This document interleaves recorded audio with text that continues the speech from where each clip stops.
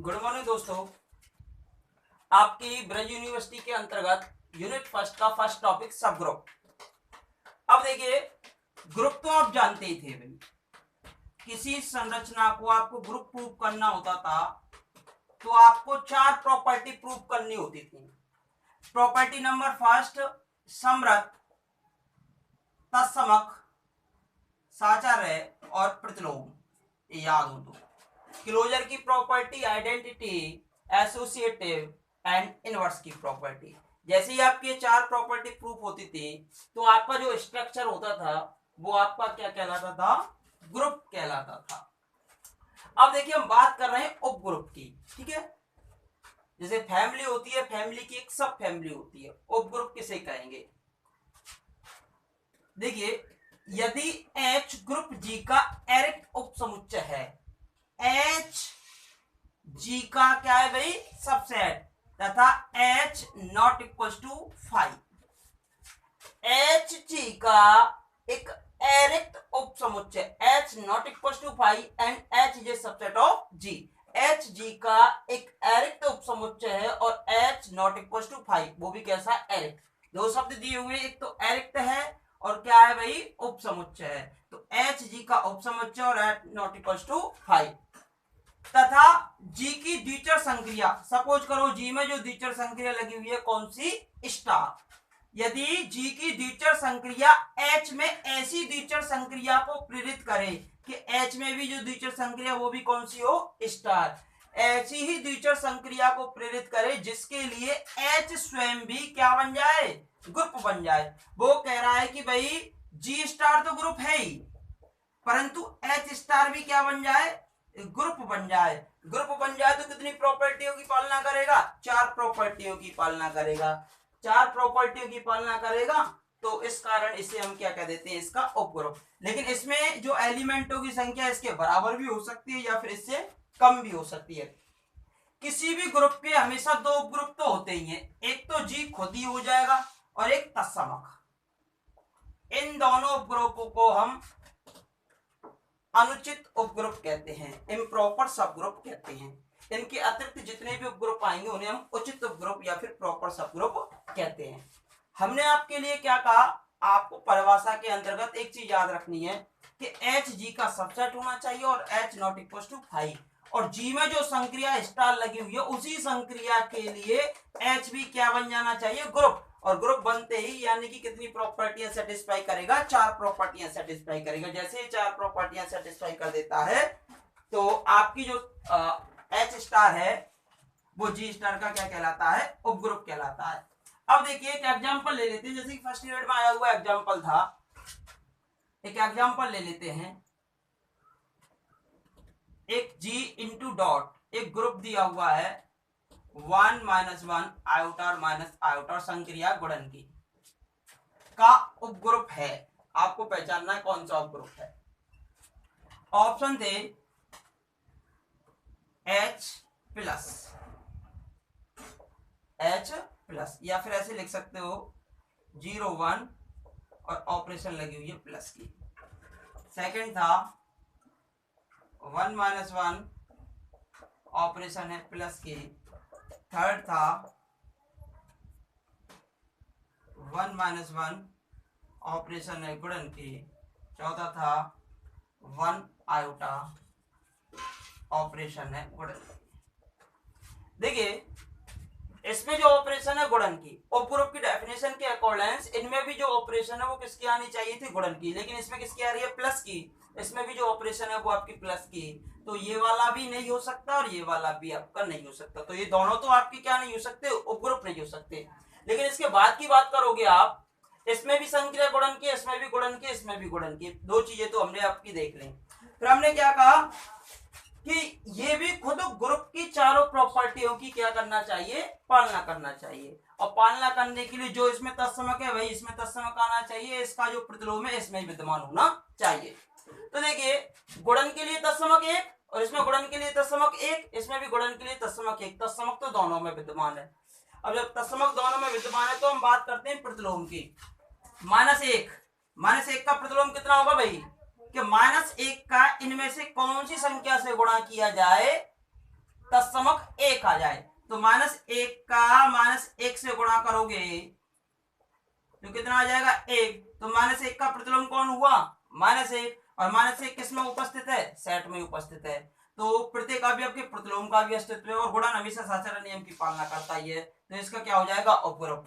लेकिन आयोटा के प्रतिलोम की बात करो, आयोटा का गुणा किससे किया जाए कि 1 आ जाए?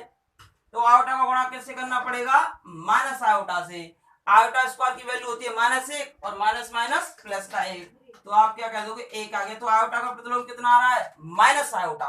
क्या माइनस आयोटा इस सेट में है क्या? नहीं है। तो आयोटा का जो प्रतिलोम है वो इस सेट में विद्यमान नहीं है, तो आप कह दोगे कि ये जो है इसका उपग्रुप नहीं है। तो केवल कौन सा हुआ? ये हो गया। तो हमने क्या कहा कि H स्वयं भी उसी संक्रिया स्टार के लिए क्या होना चाहिए? ग्रुप होना चाहिए, और ग्रुप के लिए चारों प्रॉपर्टियों की क्या होनी चाहिए? पालना होनी चाहिए। तो यहां से आपके लिए 1 नंबर की परिभाषा पूछ सकता है वो एग्जाम पेपर में। अब हम यहां से आपके लिए थ्योरम लेते हैं भाई। थ्योरम इंपॉर्टेंट है इसकी एग्जाम पेपर के लिए, तो सबसे पहली थ्योरम लेते हैं हम।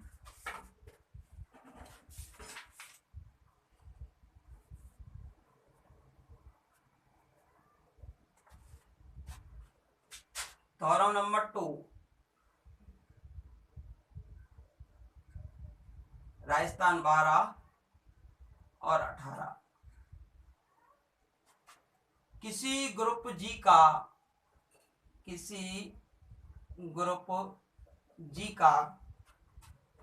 एरिक्त उपसमुच्चय H, एरिक्त उपसमुच्चय H एक उपग्रुप होगा, एक उपग्रुप होगा यदि और केवल यदि और केवल यदि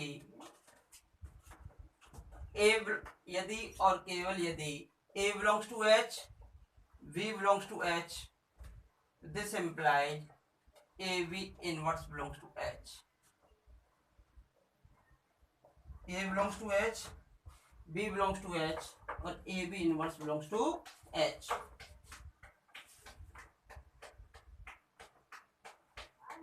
देखिए भाई, इंपॉर्टेंट रिजल्ट होता है, इसे वन स्टेप टेस्ट भी कहते हो। इसके द्वारा हम किसी भी क्वेश्चन को सॉल्व करेंगे तो इसी रिजल्ट का यूज हम करते हैं। देखिए, प्रतिबंध की आवश्यकता प्रूफ करने के लिए, प्रतिबंध की आवश्यकता। देखिए यहां से इफ एंड ओनली इफ, यदि और केवल यदि लगा हुआ है, वो कह रहा है Hg का एक उपग्रुप है तो ये होना चाहिए, और ये कंडीशन सेटिस्फाई है तो उपग्रुप होना चाहिए।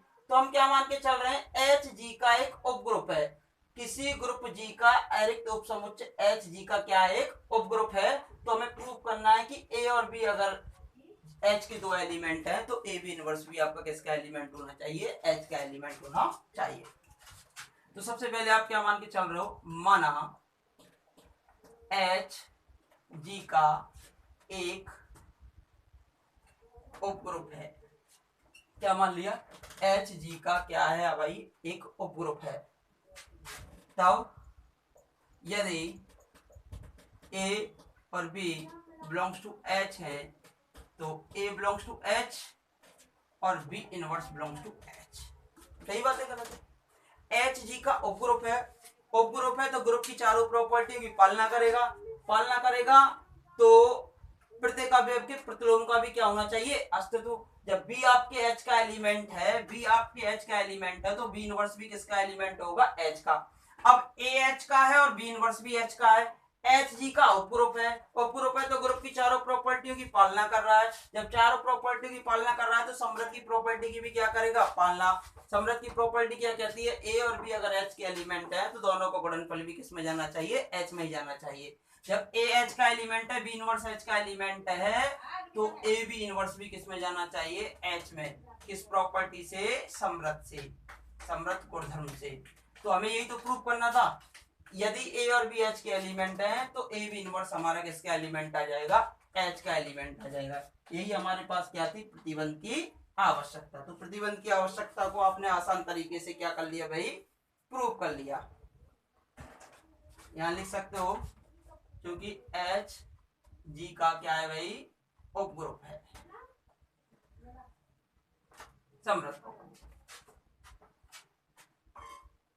अतः एच जी का उपग्रुप है तो दिया हुआ प्रतिबंध आवश्यक है। दिया हुआ प्रतिबंध क्या है भाई, आवश्यक है। एक पार्ट तो हो गया आपका प्रूफ। अब देखिए विलोम, प्रतिबंध की पर्याप्तता। प्रतिबंध की पर्याप्तता, प्रतिबंध की पर्याप्तता में आप क्या करोगे, उल्टा मान के चलोगे। उल्टा क्या मान के चलोगे, एक तो एक कंडीशन मान के चलोगे और जी का एक अरिक्त उपसमुच्चय एच लेके चलोगे। माना एच जी का एक अरिक्त उपसमुच्चय इस प्रकार है कि ए और बी बिलोंग्स टू एच, तो A B inverse belongs to H. Equation number first, इसको मान के चल रहे हो कि एच जी का अरिक्त उपसमुच्चय और साथ में हमने कंडीशन मान ली कि ए और बी एच के एलिमेंट है, तो ए बी इनवर्स हमारा एच में होना चाहिए। तो ये हम इसका विलोम लेके चल रहे हैं और विलोम लेके चल रहे हैं और हमें प्रूफ क्या करना होगा, हम प्रूफ करेंगे कि क्या सिद्ध करोगे, हम प्रदर्शित करेंगे कि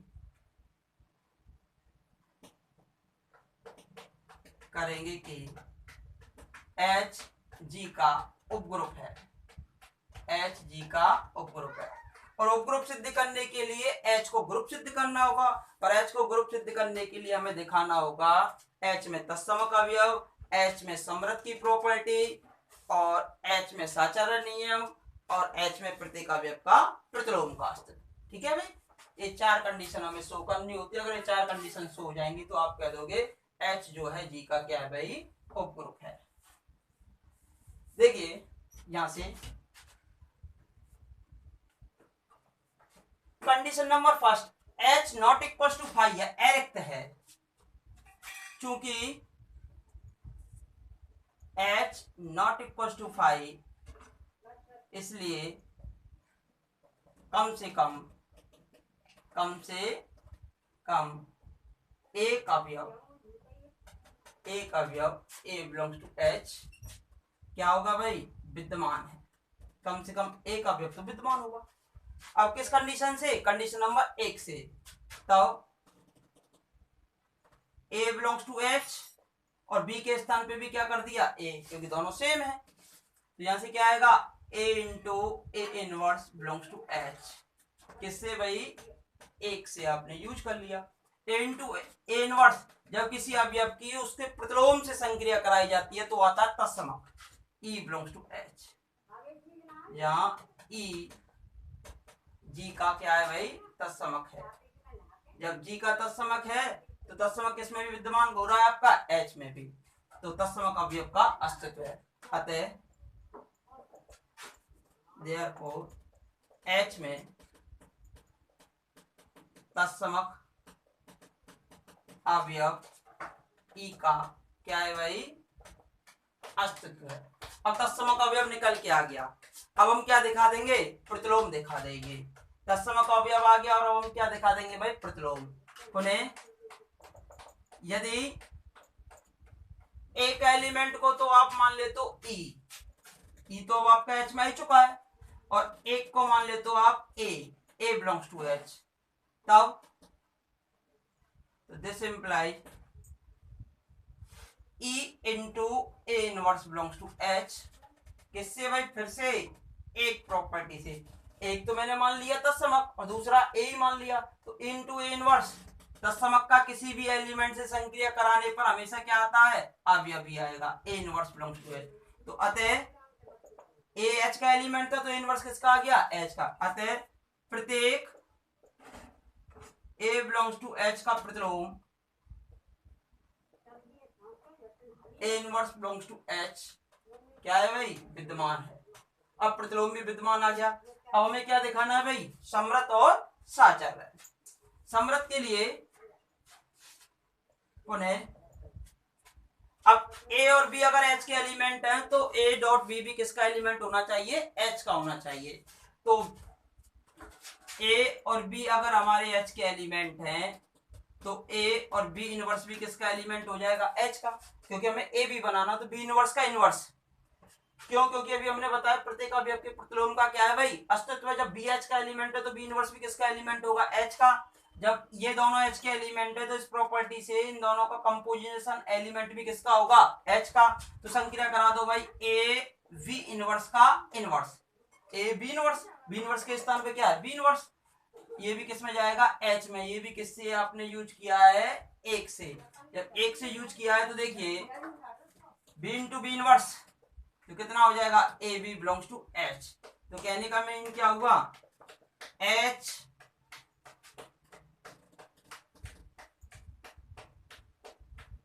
जी की संक्रिया के लिए, जी की संक्रिया के लिए क्या है भाई, समरथ है। समरथ भी हो गया चूंकि एच सबसेट ऑफ जी तथा जी की संक्रिया के लिए, जी की संक्रिया के लिए एच क्या है भाई, समरथ है। समरथ है तो डेफिनेटली साचर्य नियम की भी क्या करेगा, पालना। अतः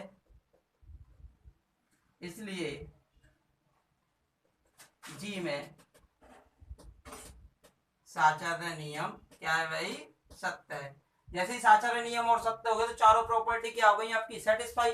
जब चारों प्रॉपर्टी सेटिस्फाई हो जाती हैं तो आप क्या कहोगे, एच जो है जी का क्या है, उपग्रुप है। अतः एच जी का उपग्रुप है। देखिए एक बार फिर से मैं बता रहा हूं, हमने क्या कहा था, हम उल्टा मान के चले थे। उल्टा क्या मान के चले थे कि एच जी का एक एरिक्त उपसमुच्चय ए बी एच के एलिमेंट है तो ए बी इनवर्स भी आपका एच का एलिमेंट है। तो सबसे पहले हमने तत्समक दिखाया, एच नॉन इंफिनिटी सेट था तो कम से कम एक एलिमेंट तो होगा ही होगा, उसमें ए मान लिया था। तो ए आपने माना था, जब दोनों ही ए मान लिए थे तो उस प्रॉपर्टी के अनुसार ई हमारा एच में आ गया, तत्समक आ गया था। फिर दूसरा हमने क्या कहा कि पहला तत्समक मान लिया, दूसरा ए मान लिया, तो ई इंटू ए इनवर्स किसमें आ गया, ए इनवर्स हमारा एच में आ गया। तो प्रत्येक अवयव का प्रतिलोम पूरे समृद्ध दिखाना था। ए और बी एच के एलिमेंट थे, दूसरा बी के स्थान पे बी इनवर्स भी हो जाएगा। क्यों, क्योंकि प्रत्येक अवयव के प्रतिलोम का अस्तित्व है। तो वो फर्स्ट प्रॉपर्टी लगाया तो ए बी एच का आ गया। अब चूंकि एच जी की संक्रिया के लिए समृद्ध है और एच जी का सबसेट है तो उसमें भी साचर्य नियम क्या होगा, सत्ता होगा। और चारों प्रॉपर्टी संतुष्ट होते ही ये इसका क्या बन जाता है, उपग्रुप। नेक्स्ट वीडियोज में हम आपको उपग्रुप से रिलेटेड और कुछ थ्योरम और कराएंगे। नमस्कार।